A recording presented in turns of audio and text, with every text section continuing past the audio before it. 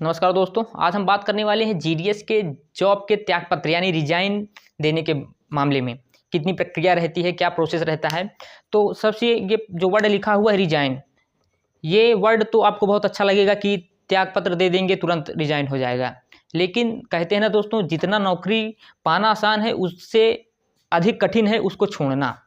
तो इसके बारे में हम आपको बताने वाले हैं कि जीडीएस की नौकरी कैसे आप छोड़ेंगे, क्या सावधानियां रखनी चाहिए कि आपका जीडीएस की जो जॉब है वो आसानी से त्यागपत्र उसको मंजूर कर लिया जाए। तो सबसे पहले हम बात करने वाले हैं एबीपीएम की। कोई भी कारण हो सकता है, अगर सेम जीडीएस की है, अगर दूसरी जगह उनका सिलेक्शन हो चुका है कहीं अन्य सरकारी नौकरियों पर, या तो सेम पोस्ट में एबीपीएम है, कहीं घर के पास हो चुका है, बीपीएम में हो चुका है सिलेक्शन, तो बहुत से कारण हो सकते हैं। जीडीएस यहाँ पर कंडीशन में जो है यहाँ पर रिजाइन देता है।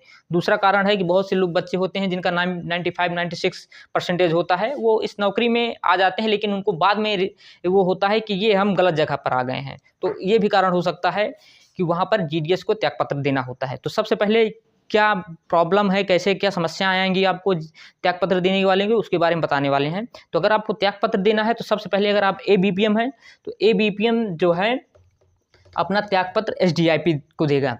वहाँ पर अपने एक लेटर लिखेगा, उसमें उप संभागीय के निरीक्षक के नाम से लिखेगा कि महोदय, मेरी पारिवारिक माता पिता की सेहत अच्छी नहीं थी, स्वास्थ्य अच्छा ना होने के कारण मैंने अपने घर के नज़दीकी कहीं पोस्ट ऑफिस में अप्लाई किया था जहाँ मेरा सिलेक्शन हो चुका है।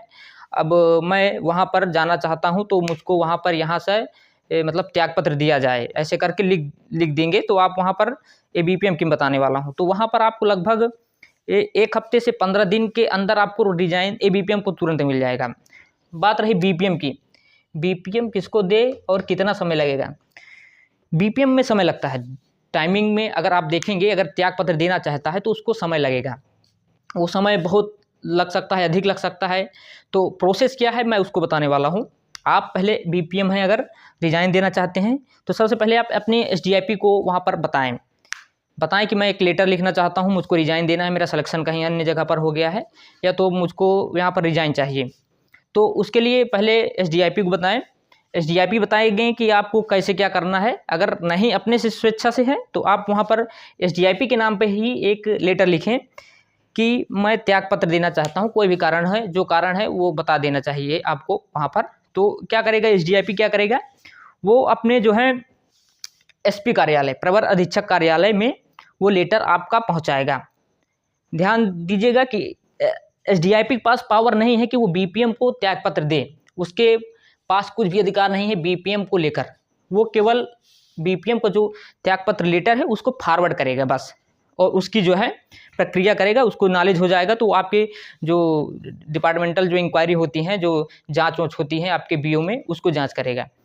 तो यहाँ पर दे देना है। प्रोसेस क्या रहता है, प्रोसेस ये रहता है, बीपीएम में थोड़ा टाइम लगता है। बीपीएम का पहले लेटर जाएगा, वहाँ पर प्रवर अधीक्षक कार्यालय में जाएगा, उसके बाद वहाँ पर आपके लेखा कार्यालय जाएगा जहाँ से आपकी सैलरी बनती है, वहाँ पे जाएगा, वहाँ से एनओसी आएगी, फिर एनओसी आएगी, फिर वहाँ पर जाएगा प्रवर अधीक्षक कार्यालय, फिर वहाँ से जाँच होगी। तो इसमें समय लग सकता है, यहाँ से 1 से 2 महीने का कम से कम समय लगता है। इससे पहले तो अगर आप सिंपल रिजाइन दे रहे हैं तो आपको 1 से 2 महीने का समय लेकर चलना है रिजाइन में, नहीं तो आप बहुत परेशान, दौड़ेंगे तब होगा। ध्यान दीजिएगा, अगर बार बार प्रयास करेंगे तब बीपीएम को रिजाइन मिलेगा, इतना आसानी से बीपीएम को रिजाइन नहीं मिलता है।